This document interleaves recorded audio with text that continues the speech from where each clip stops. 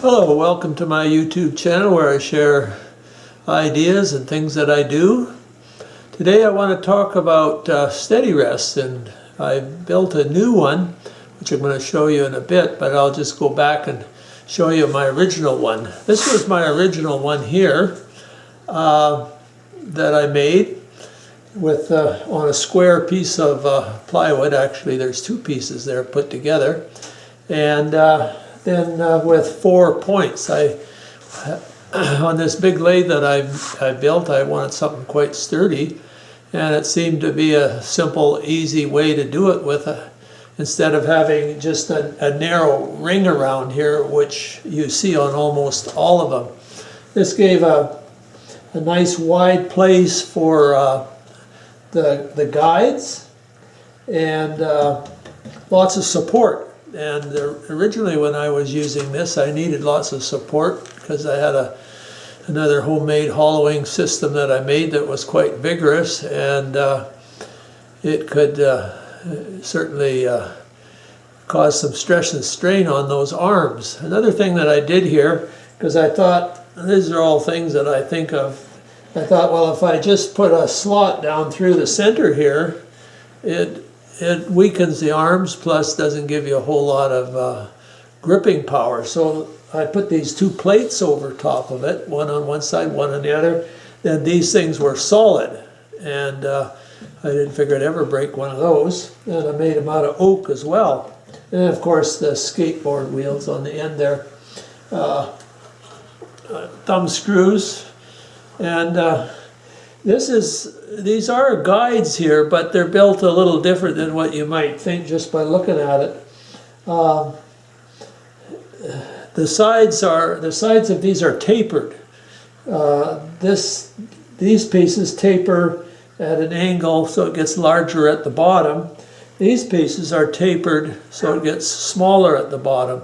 So when you put just a little bit of pressure on there, it doesn't take a whole lot. It wedges it in there and is quite solid. And it takes a big catch to move one of those arms. And it doesn't. You don't have to cinch and cinch to secure that. Of course, you would. You know the principle here with the tapered Morse tapered here. It's a long taper, and you just pop it in there, and it's held securely. Well, I applied that principle to here, and it's quite well. So when you're making these, you screw one side on, put a little piece of metal or something underneath, and then push the other one up and screw it down. It's super simple, and I think that works out quite well. So this is just made with 2 pieces of plywood here. It looks like that I probably used 1/2 inch or something like that. And then at the bottom here, I've put a piece of angle iron on there, and I put it in between the two of them there, and then bolted it up. So that's my first tool rest, steady rest, and it's did a good job. And this is your hollow turning, of course, so you need to hold it with a chuck here and work on the inside there. And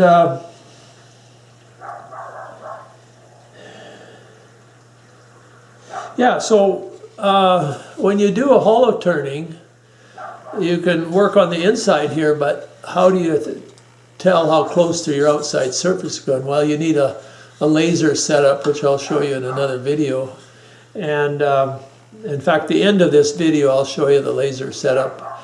But my problem was, and this, I made quite a number of these, and I would use this steady rest, and I'd hog around on the inside getting it out to a certain size.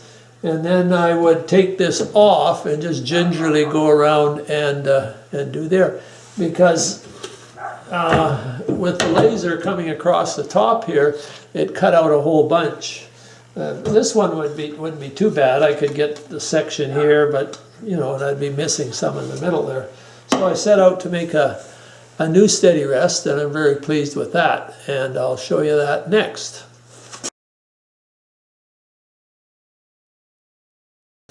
Okay, this is my new steady rest, and it's built on quite a bit the same principle, except I used a square piece of plywood again, and but I cut the corners off because I was doing it a little bit different. This is a 3-point system, and I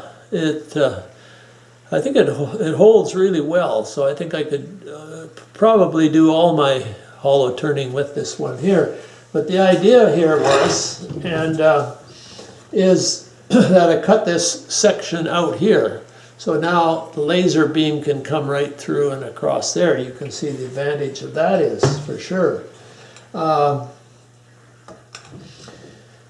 So it's I have the same principle here, where these are cut at an angle, getting wider as it goes down.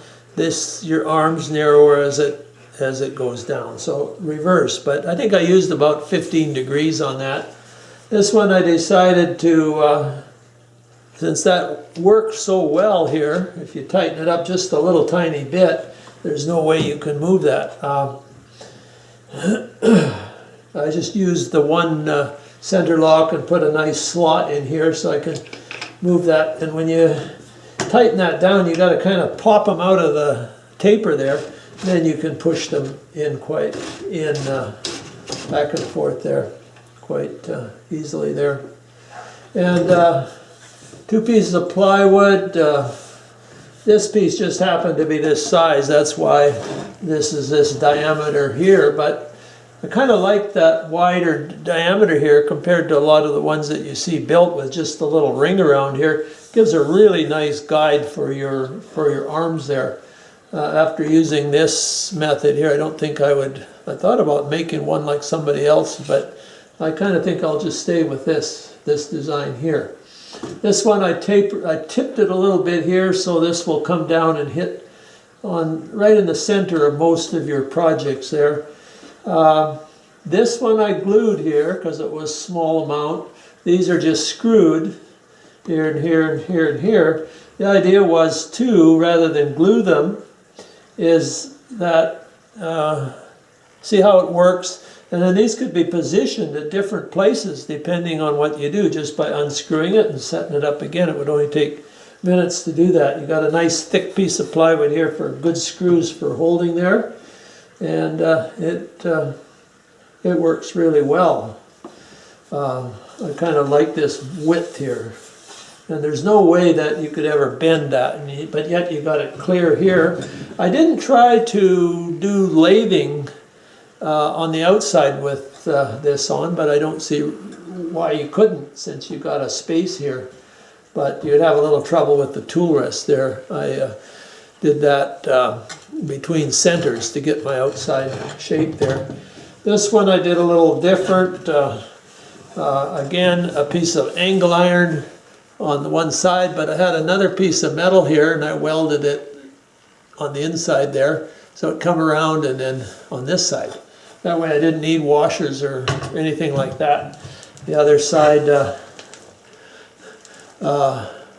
made it really nice for bolting there. And this side, yeah, the back side here, just put the plywood on, put glue and screws. I only had one piece of plywood, the full size, so this side, since you're using it as a spacer at that and gluing it besides, I had a piece of strip, and it's actually 2 pieces with some pieces added on here. To hold the bolts, I just took and banged the heads right into the wood there, and that holds them from turning there. So very, very happy with that. It's worked well. I've modified it a little bit from what you'll see when the first time I used it in the rest of the video here. Tapered this off so the laser beam can come across. And I've cut this off here just so it's not sticking out so much. But anyway, it was highly successful the first time I used it. Very easy and simple to make and super, super strong. And I suggest that if you're thinking of making one, try one like this. You probably won't go back to the little ring thing there. This is super strong.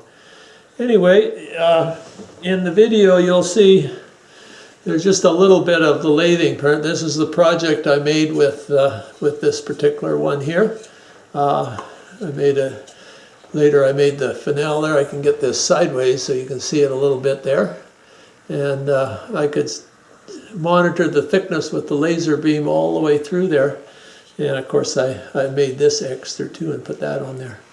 But with these equipment here and this homemade lathe, I feel that I can build most anything that anybody else can build. So just experimenting and trying and having a great time.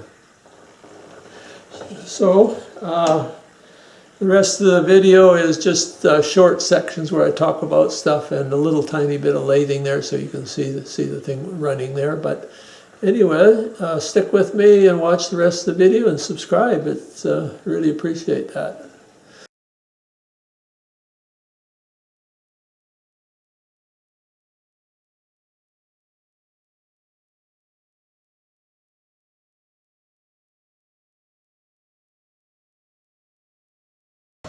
When I first started out, I thought it would be advantageous to use the 4-point system that I had before, that fairly heavy-duty one, for the drilling and hogging out some of the interior there, because it holds it really well. And I'm not quite to the laser stage yet, but I think after I do this next turning here, I'm going to switch it over to the new system with so I can use the laser on it there and see how well I do.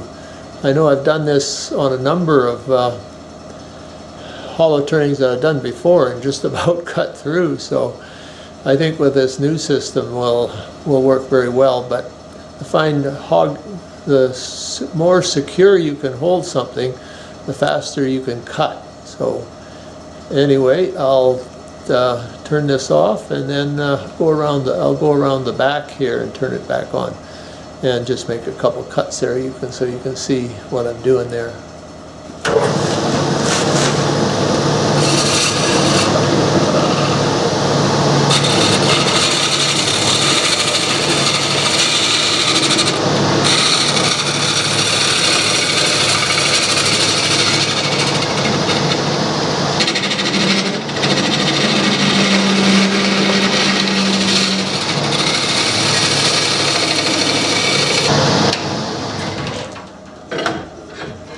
This system here with the long end on there works ideal for cleaning that out.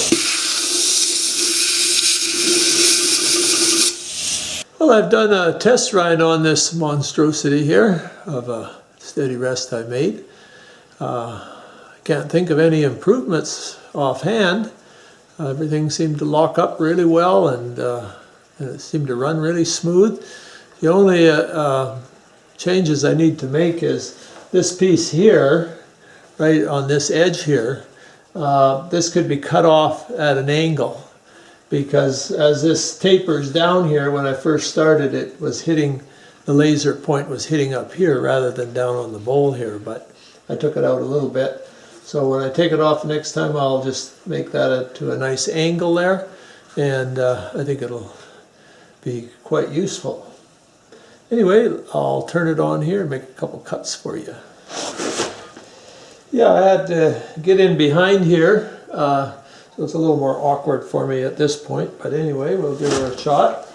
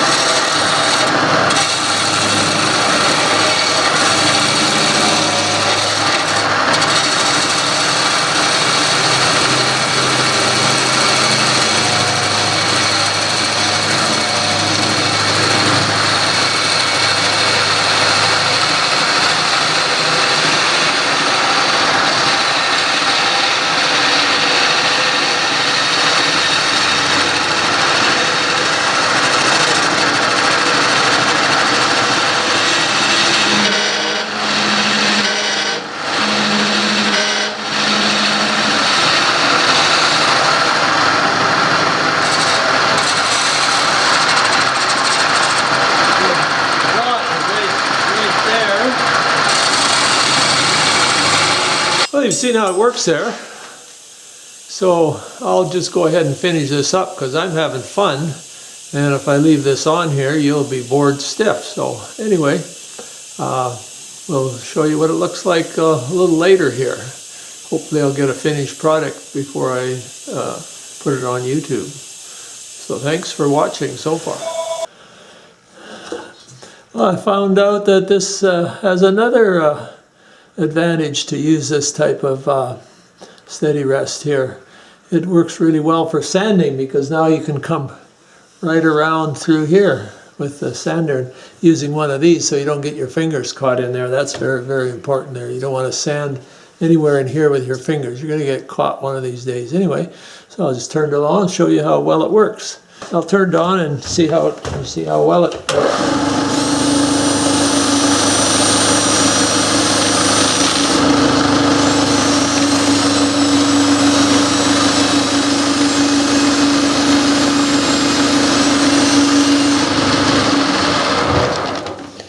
So that's pretty safe there to do it that way there, but works out well.